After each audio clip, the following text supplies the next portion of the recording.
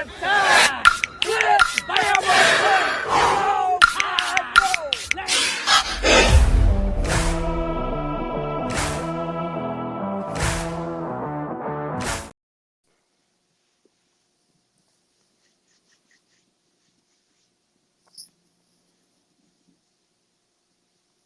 Yo, we in there, baby. All right, that was a little glitch, I think, but we in there either way, baby. Welcome in, guys. JT here with Saturday Night Talk'n Bama. We got my boy JB co-host with me, and tonight's special guest, my main Funnymaine in the house tonight, guys. JB, man, hit us off real quick, brother. What's going on tonight? What's going on, y'all? It's JB in the building. Once again, Saturday Night Talk'n Bama live on the Bama Standard Network. Make sure y'all hit that like button when you're coming in. Subscribe to the channel if you haven't already. And y'all know the vibes tonight. We talking Bama. We got a very special guest in the house tonight. Funnymaine, how you doing, brother?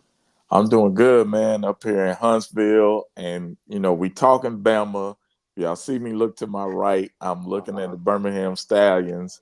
And I just threw out the first pitch at the in Huntsville at the Rocket City Trash Pandas game. So I got everything covered tonight, man. That's what's up. That man, all over it, baby.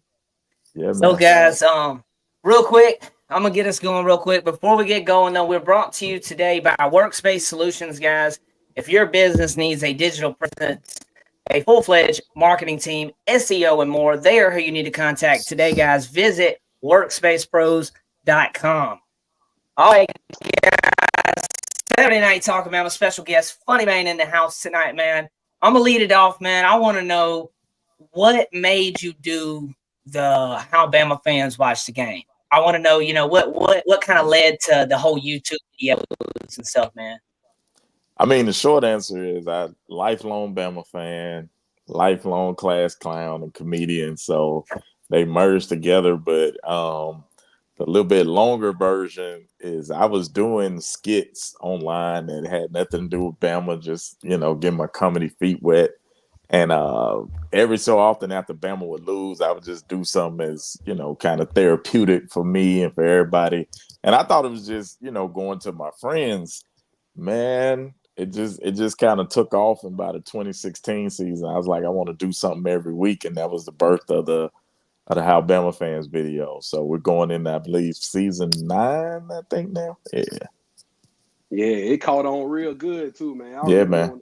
First popped off, and I was like, dude, the reason it really popped off, I believe, Funnymaine, is because that's how people really watch the game. And people, I mean, I know that's how I call it. Like, man, I'm just like him. So I know people gonna love this. But dude, I mean, congratulations to you for making it like that. Sure, and I got another question for you, man. From Birmingham, you know, being a comedian. What started you in the comedy business? What started you doing stand-up company? Like I said, man, the classrooms, unfortunately for my teachers, that was my first stages. And then I saw my guys, Ricky Smiley, Roy Wood Jr., Trey Williamson, kind of do it before me. So I kind of had a path, and I just, you know, tried it out, man, and I loved it. No looking back. I'll be 20 years into the comedy profession next year. Wow, bro. OG. You'll be the OG awesome. In the business. Damn, don't say that, man. I'm sorry, bro. Yeah, that's OG, baby. Hey, what do they classify a classic car at, what, 25 years? Something like I think it is 25 years you get the designation. Absolutely. I will give you 5 more years to spell it. Thank you. I'm going to take them. Yes, sir. You got another question, JT? So, man. Yeah, I want to know what do you feel about the Alabama team right now? What's going on right now? What's your thoughts with the team? How you feel with DeBoer? You know, how you sit right now, man? Had a chance to meet Coach DeBoer. Went to 2 practices. The guys are locked in. It's a very locked in, still serious energy, but it seems to be, you know, some youth on the coaching staff, and with Coach DeBoer, it's loose, but it's tight, and it's no Diddy. And it just feels like we still gonna be definitely one of the top teams in the country, man. So I'm looking forward to it. Yeah, man. That's Hey, you got that's me with that nose did. the I had time. Yeah. yeah. So But we say that at I work saw so much. oh man, he done caught on. Hey, funny And I man. hate that for Diddy, man. I like Puff, grew up watching him as a mogul, but he clearly got some other stuff going on, and now this is like tagged to him. I kind of feel bad for him, but it's this the world we live in. Yeah. I got another. I saw you. Didn't you go to one of the Alabama open practices? Yeah. Yeah. You was there. Was you there Yeah. with Roll Tide Willie? I was, man. Willie and Chad, good dudes. Yeah. And I know some folks that are on the new staff there. We've been knowing each other for years, so it was just when they got the gig, they was like, "Hey, man, but one dude we know to call. We getting Okay. Funnymaine up here." So yeah, man. But I love everything that they got going. Love to see Willie and Chad doing their thing, man, and love to see Alabama just embracing not just me and Willie, but all the Alabama fans, and just making it fan friendly, because at the heart of this thing, man, is us. The Right. players have a very important job, but it don't really move without the fans, man. Man, I'm glad you said that, man, because we Yeah. all shows like this, we cater to the fans. The fans Mm-hmm. support Mm-hmm. us, and Yeah. for them to actually reach out to you and Willie and all them and bring Mm-hmm. them into their world, that's awesome, man. I know a Right. lot of our fans like the old school way, and how Saban had it, but you got to embrace the Mm-hmm. change. You got to embrace the new Right. wave. And that's a great start what they doing right now, man. And I Mm-hmm. salute you for what you doing, and bringing your world into Bama. Yeah, man, we gonna keep trying it, man. I love people. I love the people of Alabama. We got our ways. We socially conservative. A lot of people Mm-hmm. politically conservative, but I don't fight people about that. I ain't trying to change nobody's mind. I like to connect where we agree, and when we put on that crimson, man, we all in. So it's a Yes, beautiful Mm-hmm. thing. Yeah. That's right. That's right. Mm-hmm. JT, you got anything else? Yeah, man. I appreciate you coming in, dog. No, man, that's really it, funny man. I appreciate you Yeah. stopping by, brother, and appreciate the merch Yeah. too, brother. I be rocking And it all the time, dog. shirt look good on you, man. I designed that one right after the game, and I wanted something big and bold. Hold that shirt up while I kind of describe what that Yeah. design is about. So yeah, I wanted something big and bold to see that 4 first, and then you catch that 31. Of course, there's the date up under there where it happened, and actually up at the top, that's the football going to Going the up. spot. Yeah, where I know y'all don't like me saying his name now, where Isaiah Bunn caught it. And it's just a design that I liked. I had a lot of faith in, and people took to it really, really well. That's awesome, bro. You got Wow. some merch, like anything you want to promote before we let you go? Hey man, y'all can always go to runtheball.com, BAWL. Well, I gotta spell the whole thing. It's RUNDABAWL.com, like we said. We got a lot of fan stuff there. I ain't trying to break nobody pockets. We try to keep it reasonably priced. And if y'all watching and you use promo code video, we'll give you a percentage off of there. Awesome, bro. What you know about the title tower? We got to get you one of these. Man, y'all do, man. Y'all be hyping it up on Twitter. I see all the real OGs, Gonna get you one. Biscuit and Langham and Teague and all them retweeting it. I was like, I gotta get me one, man. So how can I get one of those? We got you, man. Whitwheel Yeah. Sports, they're in the chat right now. Y'all make sure y'all give Funnymaine one of these things, man. Give Funnymaine one of these title towels. He need it. Yeah, I will rock it proudly. There it is, Whitwheel Sports. I got you. Yeah, make sure y'all get one. One more thing, Funnymaine, before you go. Yes, sir. How many of your jokes did you steal from your cousin Marv? 0. Okay. Hey man, I love my big cousin. When we say we cousins, like we're first cousins, man. So we graduated high school the same year. He was in Tuscaloosa, I was in Birmingham. We're both class of '98. So, we always been close, and we both got August birthdays. Man, let me tell you about Marvin before I get out here, man. I'm so glad he got to live my dream of playing for the Tide because he was not a Bama fan growing up, bro. Wow. He wasn't. But once he got there, once he'll tell you, man, he used to love them Gators, man. But it was, it was the early 90s. They had impression on him and all that. And I think he wanted to play down there, but DeBoer came calling and he had a chance to, go from Central to there. And he's just such a great player, such a tough guy, man. When we were smaller, up until about age 8, I could take him. Then he hit his growth spurt, and I stayed where I was at. And I was like, okay, I got to beat you in the books. I can't beat you physically no more. But yeah, that's my first cousin. Our moms are sisters, so awesome. Love him to death, man. Great player, and he got a great story to tell about Alabama for sure. Shouts out to Marvin Constant, man. He's on the Bama stand-up every Tuesday. Yeah. Every Tuesday. Yep. Mm-hmm.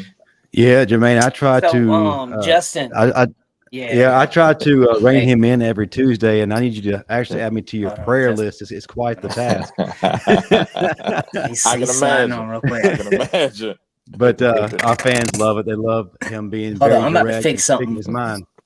Mm-hmm. But I wanted to ask you something. We as Alabama fans, now that Nick Saban has left or being forced to evolve, which to be honest with you, I like that. I think it's a welcome thing.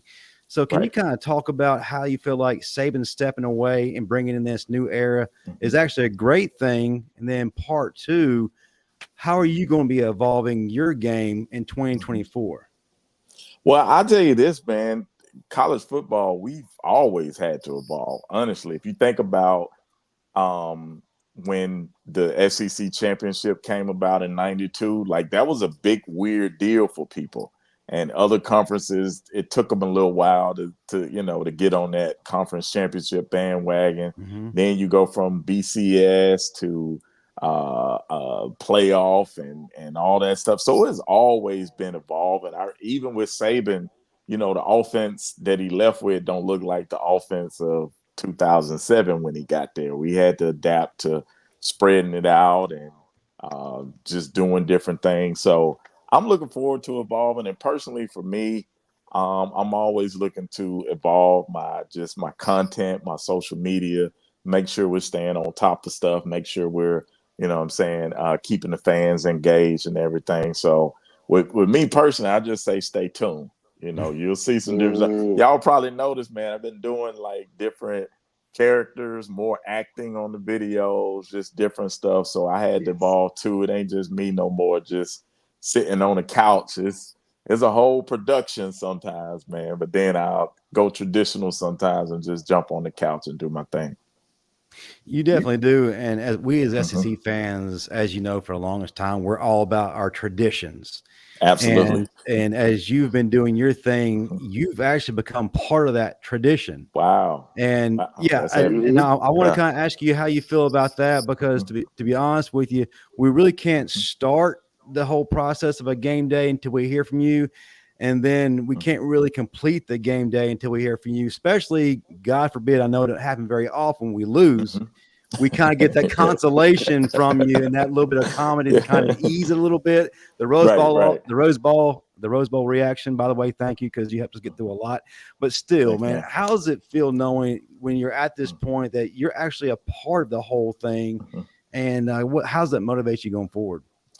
Man, it's my first time hearing that, man. I never thought about that. I'm part of a tradition. I'm usually just working, but that's big if people look at it. But me, anybody that's ever came in contact with me will tell you, dude, I'm all about the people. Like I've never turned down like pictures and taking pictures with kids and just, showing that, hey, I'm still a regular guy. I know y'all see me more than average, but I'm a regular guy. I'm a Bama fan at heart.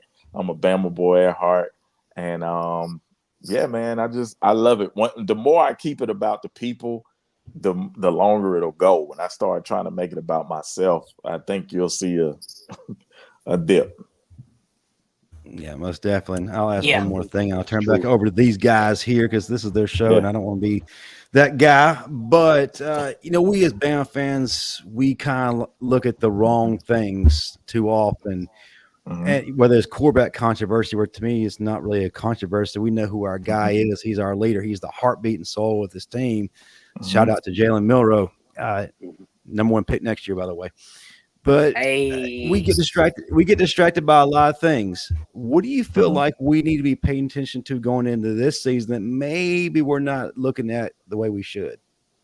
I think we need to be paying attention to the upperclassmen that are going to lead the way. I think they're going to carry on everything that they learned from Saban and carry it on to the new guys coming in, and for DeBoer and his staff coming in. So I think, you mentioned Jalen Milroe, Malachi, and a lot of other guys. I think we need to look at them and not just chop everything up to wins and losses this year, but just, overall their journey.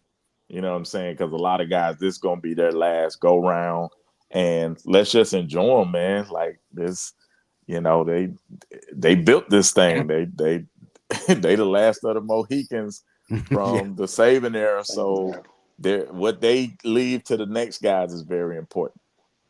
Yeah, no doubt. Yeah, I appreciate that. And we definitely need to get you on our show. But Steve Brown wanted me to tell you that he needs you to remember that he is the star of our show. So as long as you know that, we're good. Works for me. I'd love to see you and Steve Brown in the old one-on-one janking battle. And man, me and Steve traveled together for the first 6-7 years of my career, man. So yeah, a lot that I know from the game. It was just through watching him, one of the most funniest dudes on stage, pound for pound, like gonna give you a show, great energy all throughout. I know Steve's family, and seen his kids grow up, everything. So he's just a beast, man. That's awesome, man. I met Steve for the first time doing 8-Day Weekend. He's cool as hell, naturally funny. And we plan to meet you at the Stallions game on the 11th when they play St. Louis. Yeah, I'll be there. I will be there. Let's do it. Okay. Let's do it, sir. baby. Yeah. Right. And hey, real quick before I let you go, bro, I did want to say something about the 4th and 31, man, because you saw my video. It went crazy.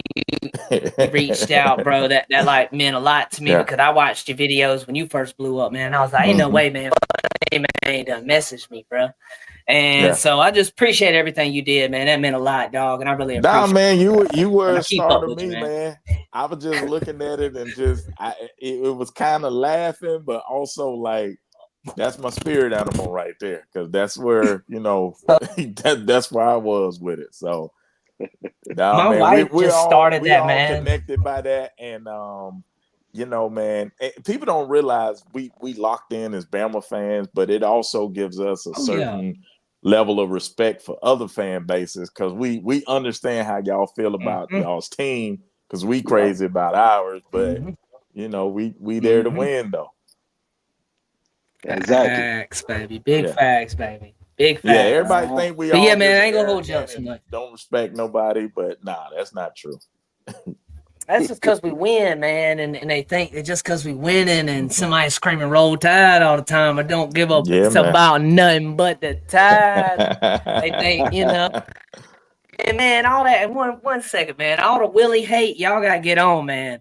We can't have no hate on my boy Willie. Who hating on Willie and why? Dude, comments, man. In one of the videos when he was at the team and he addressed the team after practice, and he was like, "Don't give up his about them at a time." Everybody jumped in and had an awesome time, and people in the comments like, "Oh, post Saban era is just horrible now.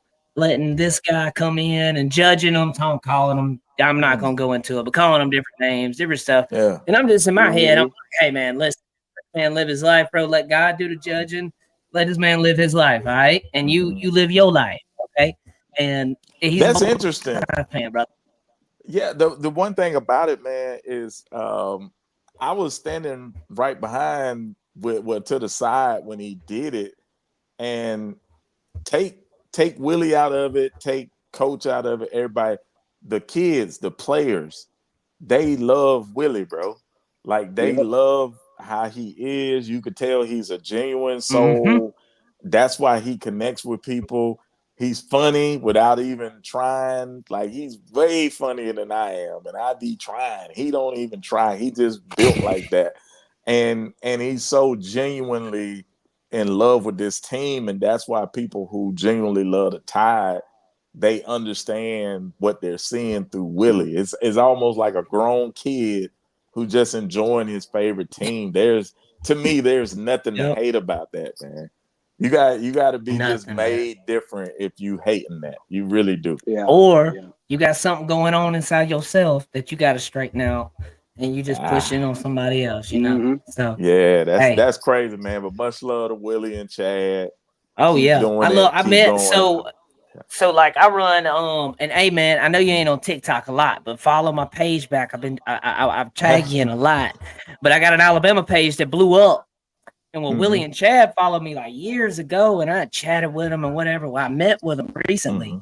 And Willie and Chad, man, they cool people, man. They cool. They really are. They down to earth people, bro. No stuck upness, no fame. Just because Drewski's been around, you know, and got that, you know, that mainstream platform for him. Dave Portnoy, you know, they've been really good. So I love Chad, love Willie, big supporters. Yeah, and Chad, man, as you talk to him about the business of social media, like, he gets it. You know what I'm saying? Like, he just really in, and he's coachable. He was asking me stuff. I was giving him what I could and bouncing ideas off of them. So, you know, I love what them guys got going, man. Keep doing it. Go higher, go further. I think Alabama's program and Alabama's fan base is better as they do better, for real.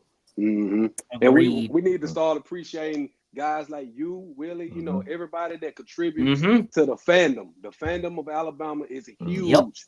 We are one of the biggest fan bases in the country, college football wise, and passionate. Passionate, sure. Very passionate. Dude. So, and I've done shows. Last year we toured from New York to Seattle and everywhere in between. Bama fans are everywhere. Everywhere, man. So yeah, dude. I've done shows. I skated before, so I like breakdance on skates, man. So I was in Denver, Colorado one time. We was doing a show. I had a Bama hat on.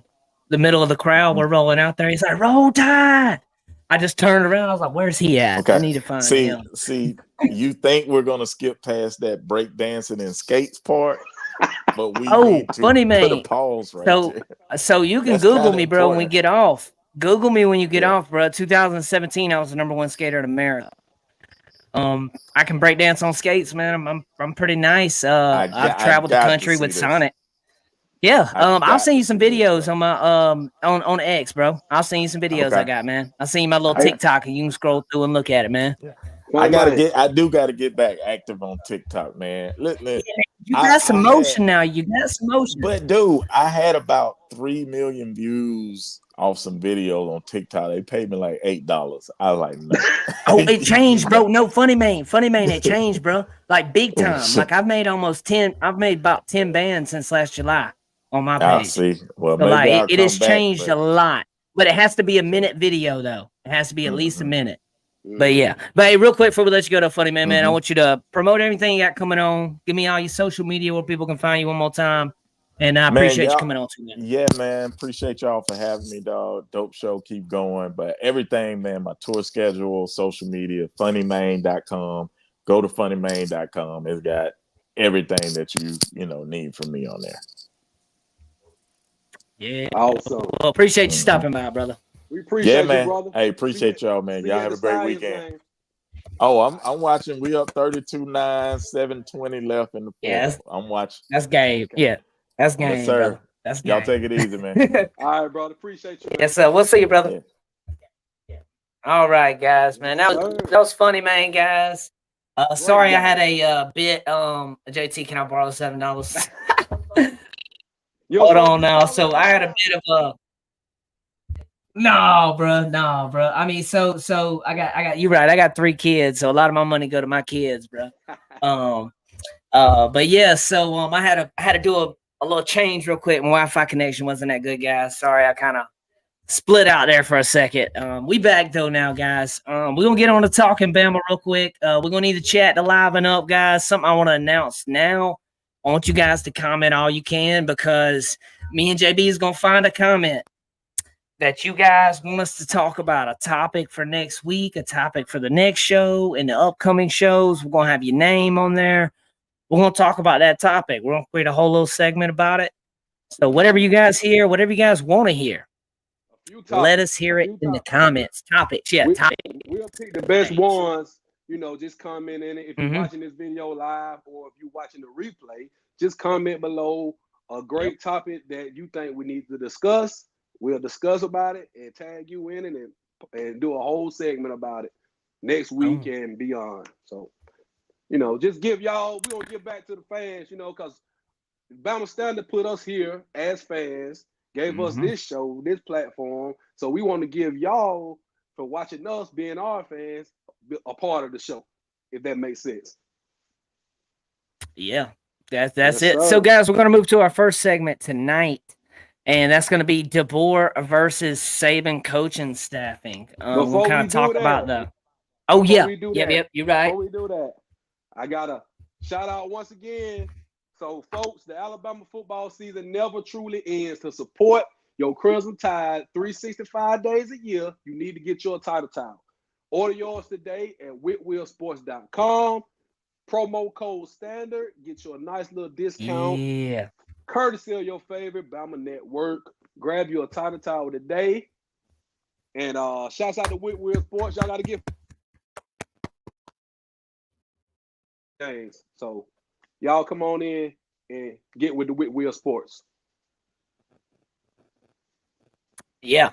So, guys, we are going to move forward with DeBoer versus Saban coaching staff. And yeah, so I'm excited about this. DeBoer versus Saban coaching staff. I think this is going to be something that's well talked about going forward here. And also it's going to depend on how the season's come about, like what happens this season. What if this season we go undefeated? Are they going to be like, hey, those extra coaches he have help? Or we lose a game or two and they're like, oh, he's not as involved. That's going to be that's where I think it's going to titter-totter right there. I'm going to kind of open us up, JB, on this.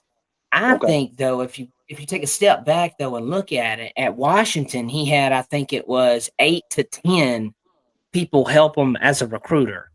At Bama, he has, I believe, is like 40 or 50. I could be wrong, and it could be more. I'm just going off to some numbers I heard, some ballpark numbers. Those aren't even correct. But you're just looking at like something that's way more involved on helping him recruit. Some people are like, hey, he can't recruit in the South. I'm like, you build people around you, and you're a good enough dude, you can recruit in the South. Right. So, is he Saban? I'm not saying that. I'm not saying that. Nobody's Saban. But the biggest thing with this is going to be how does it develop? Because that's what Saban did. So I'm going to ask you that, JB. Do you think that the DeBoer versus Saban right here, the development is going to stay like it was? Because, get Mark Ingram, develop him to a Heisman winner. You see what I'm saying? Greg McElroy wins the national championship undefeated with him. Like he can develop guys that you get in. That's just some quick names off the head, right? There's multiple other names that you can throw out there. So yeah. So tell me real quick, what do you think? I'm not really worried about the coaching staffs and far as development, because we just saw a prime example of this. If you watch the draft, 3 receivers that Coach Shep, wide receiver coach that was at Washington, that's at Bama right now, he had receiver in the first round, second round, third round. He developed those guys. So imagine what he can do with this 5-star talent that we have at Bama. And also bringing in Jermaine Bernard. We'll talk about the wide receivers later on. But I feel like that the staff that DeBoer has built, and I put a little video when they first started building the staff, called them the Avengers or whatever, because he kept getting guys that have head coaching experience and bringing them on to be assistant coaches. I felt like that was a great move. I trust Kalen DeBoer. I trust what he's done. He's a winner. What he did with that Washington team cannot be overlooked. Everybody talk about what Coach Prime did with Colorado one season. went from 1 win to 4 wins.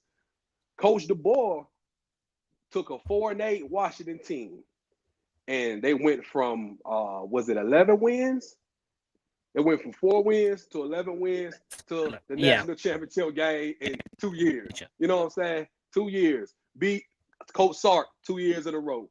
Beat Oregon. And hey, in Indiana though, bro, in 2019 they had like the best season Indiana's had, and I think in like 50-something years, or maybe their whole program. So I mean, and Kane Womack was there too, if I'm not mistaken.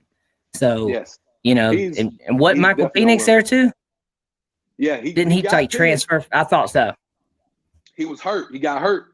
He brought Penix in, developed Penix for 2 years in Washington. 2 years. So let's just say he's got Miro now. He's got Miro into his system. He buys into his system. Look what he did with Michael Penix. Number 8 pick in the draft. Just went the other day.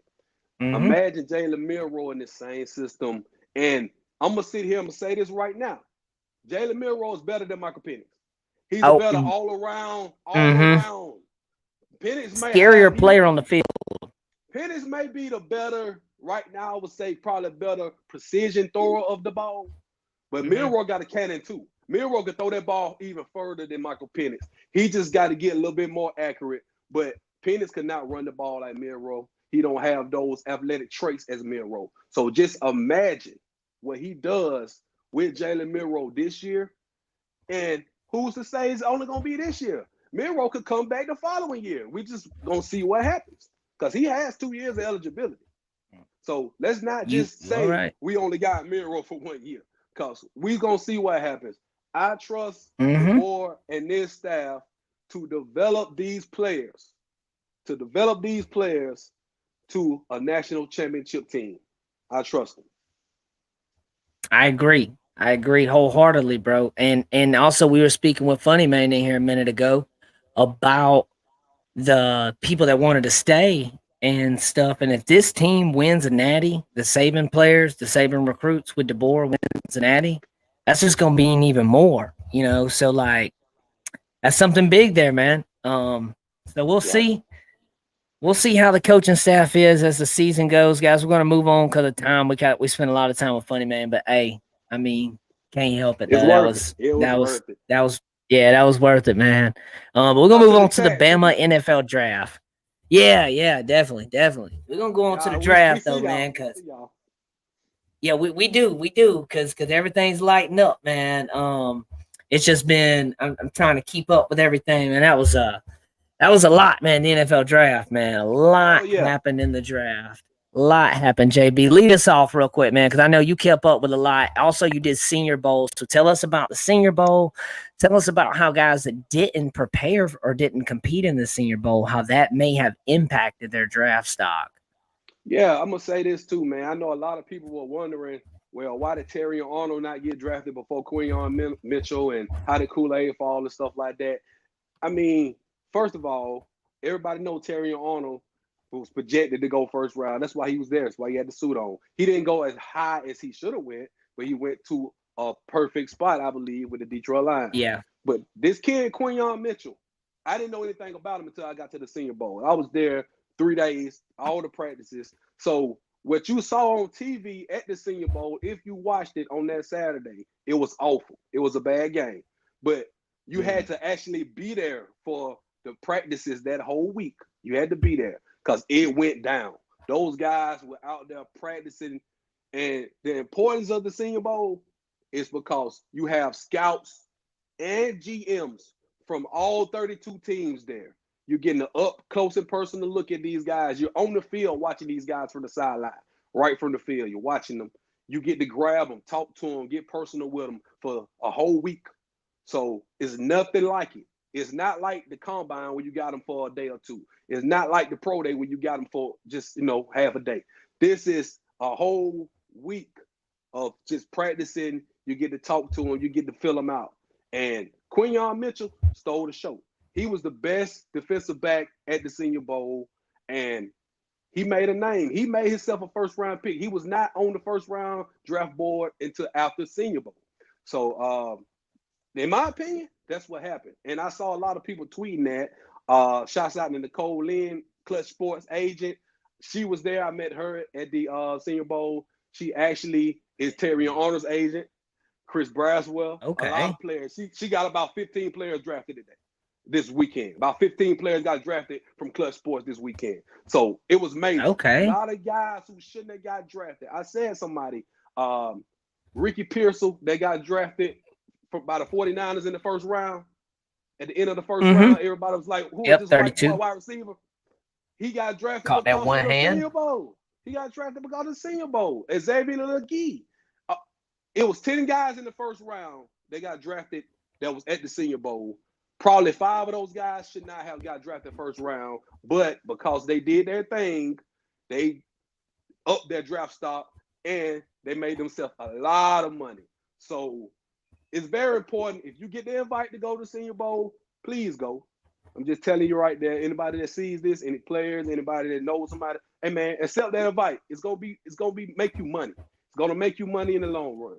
So that's all I'm gonna say about What that. he said. And, shouts out to all the guys, all Alabama guys got drafted. If they didn't get drafted, I think a couple guys, signed, but mostly all of our guys got drafted either Thursday, Friday, or today. So shouts out to them, man. And it's a blessing. It's totally a blessing to actually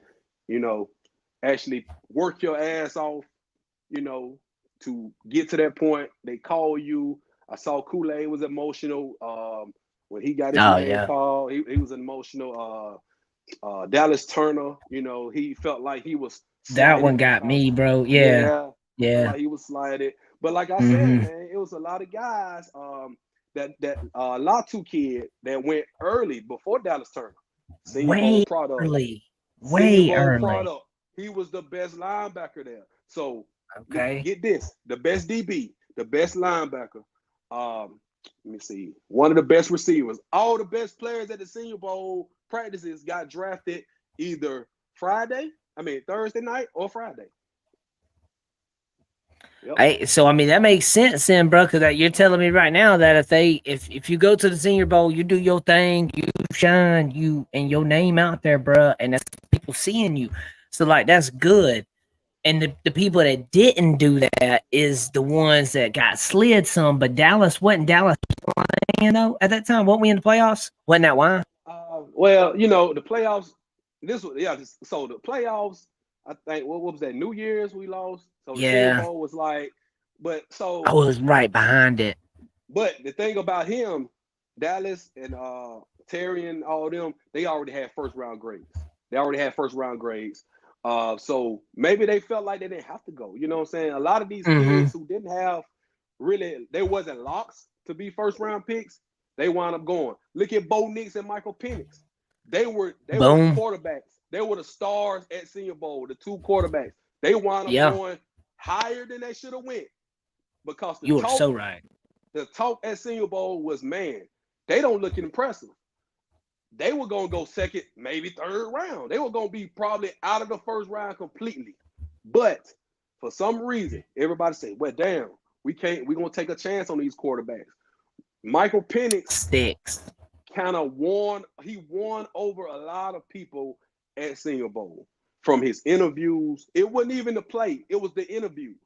He won over a lot of people from the interviews. Bo Nix, I thought, hurt himself at Senior Bowl because he comes off a little bit cocky or, whatever. He comes off that way.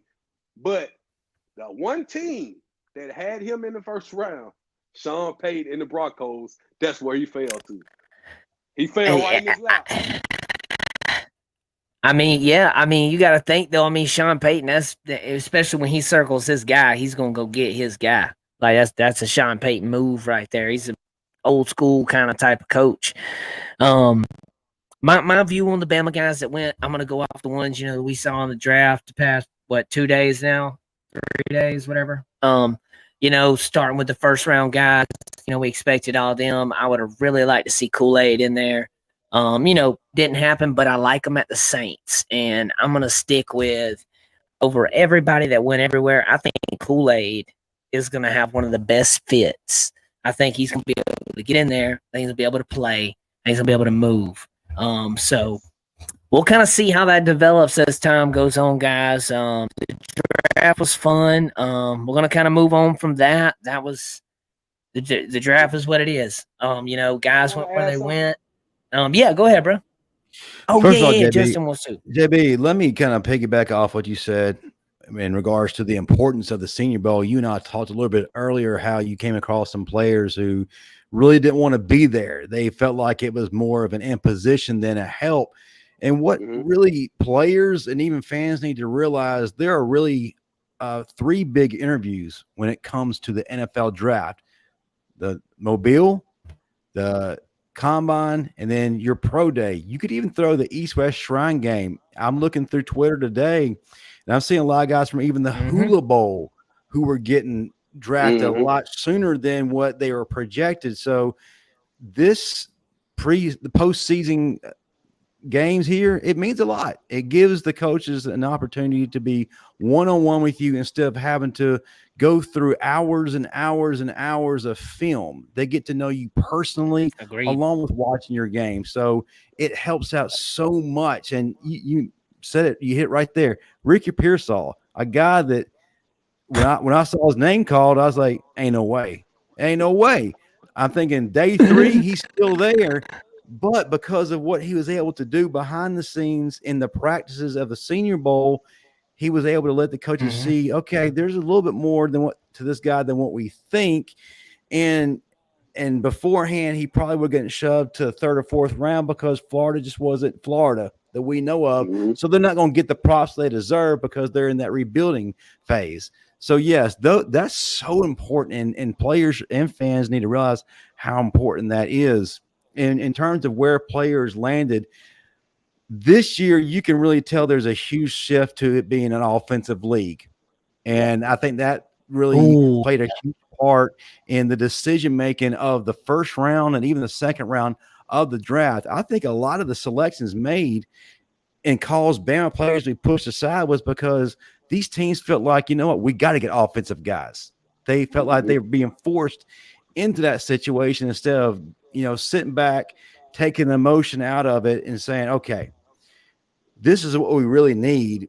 We can really just wait a little bit longer to get this offensive guy because we got to take care of a whole. I love Michael Penix, and I wish him all the best, but just be honest, Atlanta needed a linebacker and Dallas Turner a whole lot worse than they needed a quarterback right now because they just gave a ton of money out, didn't they? 4 years worth of money. Out. Wasn't it like $100 million guaranteed?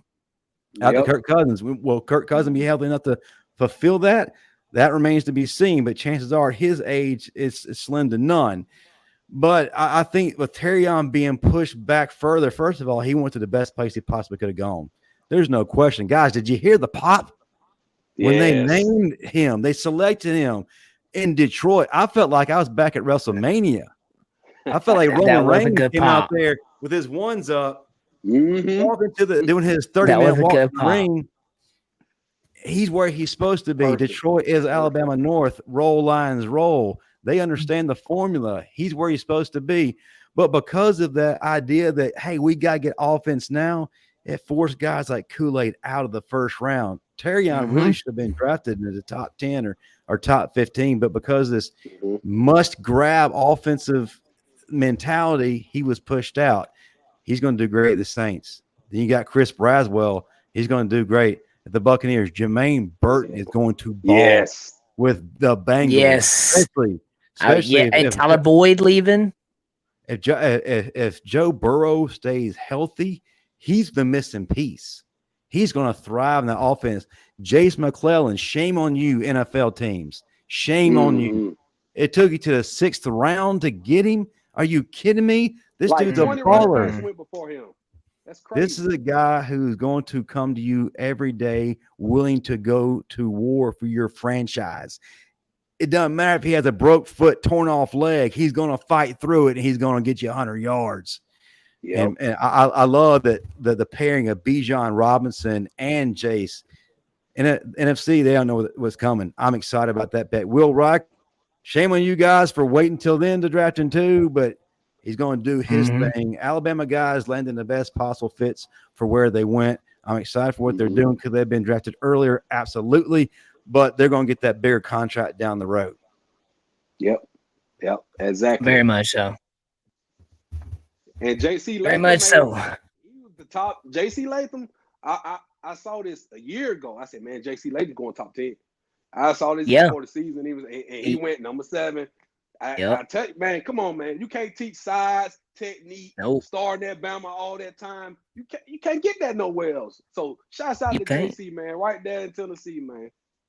Shouts out to the comments, man. I see y'all. Y'all are killing it in the comments, man. I see Mike, Herb. Which player, Bama player would have the best impact in the league from this draft class?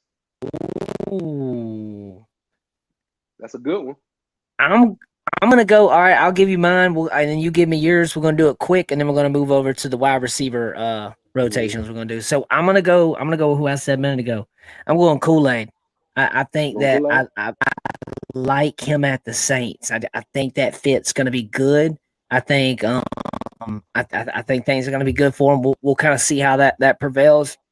Terrion Arnold is definitely gonna be a day one go guy too. I think, but I like Kool-Aid.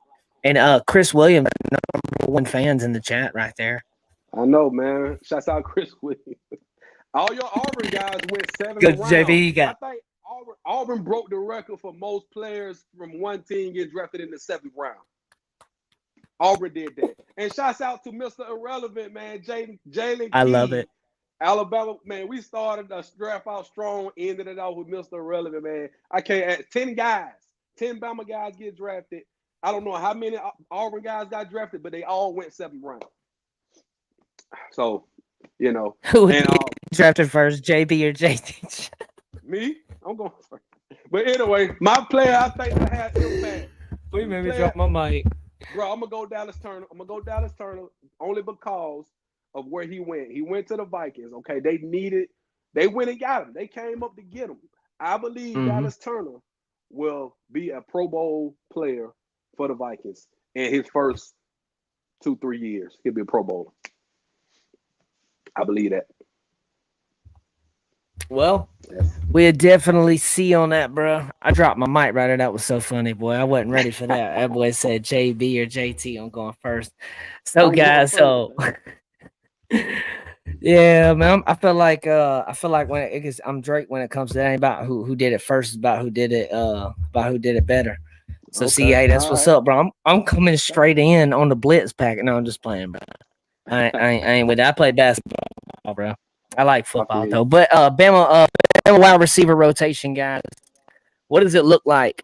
That's gonna be a very, very big topic this year with all the fans, with everybody, analysts, whatever you want to call everybody. This is gonna be a big, big, big topic here. What happens? Jermaine Bernard came in. We seen spring game. He looks great. He looks like plug and play. Jameson Williams, Jameer Gibbs 2.0. Next thing we got Kendrick Law. We know what's up there. It's the Debo Samuels, basically. It flashes of that in the spring game. We got Kobe Prentice. We know what we get there. Great slot guy, sure hands, moves around. Michael said blitz, JT blitz. Moves around a lot. Another guy that flew under the radar, I've looked him up recently, 4-star Cole Adams, number 13. And he got some PT in that spring game. Now, I know Ryan Williams has got to come in. Amari Jefferson's got to come in. A couple other people's got to come in and stuff and play, that wasn't there. But he was playing really good. So this rotation is going to be crazy, JB. Do you see us having number 1, 2, 3 type guy? Or we going wide receiver? Do we have a 1 and then a 2? How are we doing this? Okay, so if you want to ask me from what I know now, because Ryan Williams is really the X factor. Like, we know what Ryan Williams has done. He's one of the best high school players ever that I've ever seen. I mean, for what he's done. So you feel like he could come in and just you put him right in there, and he goes off and averages 150 yards a game. So it remains to be seen, because what I will say is that you're coming to the SEC. You're coming from high school, whatever level of high school. That's why I think a lot of these freshmen, I don't want to just pencil them into a certain spot, because they have to come in and prove it. You're playing, this is SEC ball. This ain't the the dead Pac-12. This ain't the Big 12. This is the best league in college sports, the SEC, when we talking football. So you got to come in here. You're going to have to work your ass off. He may have to get a little stronger. Don't lose your speed. We need your speed. But I think Ryan Williams will be a playmaker. I don't know if he'll be wide receiver 1, 2, 3. I don't know. Jeremy Bernard looks the part. I believe he knows his system. This is a system he played in. He probably will be wide receiver 1, but don't count out Kobe Prentice. Kobe Prentice is sure-handed. Kobe Prentice knows how to get open. Boom. And I believe he will, if anything, he may lead us in receptions this year, if anything. Yes. Kobe Prentice. So I really like Kobe Prentice, Bernard, Ryan Williams. But Kendrick Law needs to be used like a Swiss Army knife. He needs to be used like DeBoer Samuel. You need to give him the ball 4 or 5 times a game on wide receiver screens or reverses. You know what I'm saying? And I believe in the offense. Like I said, I saw a lot from A-Day that gave me, it fed me a little bit. It was an appetizer. Now I want the main course. But we got to wait until August, September for the main course. And I'm excited. And I want Caleb Odom. I know they moved him to wide receiver. I kind of wanted to see what he looked like at tight end before they moved him to wide receiver, because our tight end room, I'm not impressed by the tight ends. I'm going to say that. I'm not impressed by it. So I think unless we're going to spread it out 5 wide, I'm good. But we're going to play 2 tights. I'm not sure about the tight ends right now. I know Robbie Oops is more of a blocker than anything. CJ Dupree, he's decent, but we don't have that OJ Howard. That guy. That explosive. We don't have that guy. And I thought Caleb Odom would be that guy. Maybe they move him back. Remains to be seen. But so wide receiver. What if they, and this is a thought I've had on Caleb Odom here. What if they have him at tight end, move him out in formations? They line him up at tight end, but then it's like, hey, motion, boom, boom, put him out a wide out, just so now he knows that tree. I think that's why they did the wide receiver thing. I think he's still gonna get some tight end looks there. Kind of see how that develops. So, but his size is what I think is a big nightmare for a linebacker. For a linebacker. Or if you got a 5'8" DB that's 190 pounds, I mean, him one with him is not gonna be the look you want. No, because that's just throw it up there, let him go get it. So, I'm gonna say this, man. Say this one last thing about the wide receiver. So if Jalen Milroe has time and he's able to go through 1, 2, 3 progressions, like we imagine him to be, getting better in the offseason, he's gonna have the pick of the litter. He's gonna have a field day throwing to Bernard, Williams, Kobe, and all these guys. Odom. He's gonna have a field day throwing to these guys, man. So, like I say, I'm excited about it. I'm really excited. So, real quick, we did spend a lot of time with Funnymaine again, guys. And if you weren't here for that, guys, this will be posted right after this. Go back and watch that really, really great stuff with Funnymaine. Yes. It was funny, definitely. Some good stuff there. He's got some stuff coming out. Go check him out. Also, I did this little segment right here. I like to do this because it's April and it's fun, because when we look back in October, November, December, you get to see how right or how wrong you were here. So it's called Way Too Early Record Predictions. I'm not going to go too much in detail tonight. We'll go more into detail in, the summertime we get closer to. We'll break down the schedule. But I think I'm going to give you my record prediction, what Bama's going to do right now, what I feel is going to happen, and we kind of go from there. And we'll double back on this on an episode later on. Okay. So I think Bama's going to be regular season. I think we are 11-1. I do think there's a game we can possibly slip up on. There's a couple of them. And so we'll kind of see how that goes. But I say 11-1 regular season, but I do think Bama goes to the SEC championship. I think Bama wins the SEC championship. I think Bama goes to the playoffs in a top 4 seed. And I think Bama's going to have contention for a natty. I'm not going to call a natty just yet necessarily, but I think going to be in contention for him in a top 4 spot for it. And that's how I see the season going right now. I think we're going to be that. My opinion. Go ahead, JB. Okay. What you got? Man, I want to go. Every year I want to go undefeated.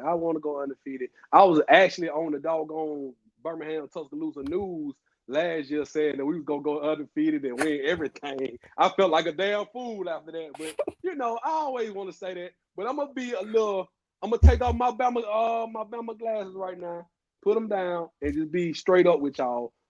I say 10-2. I say we lose 2. I don't know who we gonna lose to, but I would say I'm a little nervous about the Oklahoma game on the road before Auburn. I would say that. I don't know how LSU and the LSU and Tennessee games on the road are going to be tough. Of course, the Georgia game is going to be tough. But I'm going to say we lose 2 close games, and we make it to the playoffs. We win the SEC, and whatever happens in the playoffs happens. I don't know. So 11-2, win the SEC championship, and let's go to the playoffs and try to redeem ourselves. Yeah. Let's do it, JB. I like it. 10-2 has been a hot topic. A lot of people saying 10-2, 11-1. Justin, real quick, man, let us know what you got for us. Man, ceiling 11-1, but realistically, I'm gonna go with JB 10-2, just because of the gauntlet we're looking at, guys. We got Tennessee, then Missouri, and they're bringing back pretty much everybody except for that stud running back. Glad he's gone. But then we're going to LSU, get a little bit of a break with Mercer. Then it's to Oklahoma and Auburn.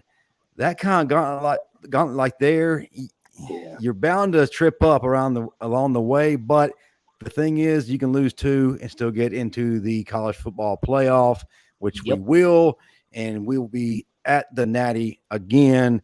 And I'm sorry, the dynasty is not going to be down this year. Haters in the chat, Chris Williams, and all those who have been just wishing it. So 6-5. And I can go ahead and make a even better prediction outside of Bama Nation. Michigan will go 6-5, they'll be in the Independence Bowl. Ooh. And Justin's out just like that. I'm clipping that. I'm clipping that. That's going on the top. So, guys, I'm sorry, Auburn won't win more than 6 games. Yeah. We'll double back on that, Chris. We'll talk more about y'all coming up in the summer, maybe. But that's kind of it, guys. I appreciate everybody coming by. Real quick, JB, tell me where they can find you at, man, and talking sports with JB. Y'all know y'all can find me, man. Sports Talking with JB. I got a towel. It's not the title towel, but the Sports Talk with JB towel. Y'all subscribe to the YouTube channel, Sports Talking with JB. I'm doing a NFL draft recap show tomorrow. I don't know what time, but just subscribe to it. You'll be able to watch it. I got a lot of content on there. And just make sure y'all follow Bama Standard right now. And you'll never know what show I'll pop up on. I've been on all the shows except T's Take. So maybe Joy T will hit your boy up. Let me get on. But you know what I'm saying? Hey. Follow me on X at young_ENT_. Shouts out to everybody in the chat. We see y'all, and I appreciate everything y'all do for us. Yeah, man. So shout out to the chat, man. Everybody coming and supporting the show. Last week, we almost got 2,000 views on the first episode of the show. Thank you guys so much. That meant so much, man. We do this. It's a fan show for the fans. If you guys want to follow me on X at IMJGlaze. If you guys want to follow me on the TikTok, Roll Tide Nation, Alabama football. We post all types of stuff on there. Throwback games, content, different stuff, a whole bunch of stuff. And just like Moon Rocker just said, them trees. Yeah, get out of here, Chris. But yeah, guys, I really do appreciate everybody joining in, and I appreciate all the love we've got. And this is our second episode, guys. Next week we'll we got something in store for you guys to put them questions in the chat. Hit the questions. Yeah. We need some questions. So guys, real quick, with this video post, go back and post a comment on the actual video, a topic that you want to hear, and let's talk about it. Me and JB will go through them. We'll skim through whatever topic we like best. We might actually put a poll out on Twitter or something. See what's up. We pick like the best. Yeah. And then get about 4 or 5. Yeah. And put a poll out on Twitter and let it vote for about 2-3 days, and then we'll come out with the topics. Yeah. Well, guys, that's it for Saturday Night Talking Bama. You guys are amazing. Shout out to my boy JB right here. Shout out to Title Tower as well. And also workspacepros.com, guys. Make sure you guys hit them up. Main sponsor of the show, guys. You guys are amazing. Thank you so much, guys. Roll Tide, and we don't give a piss about nothing but the Tide. Boom. Y'all have a good night, guys.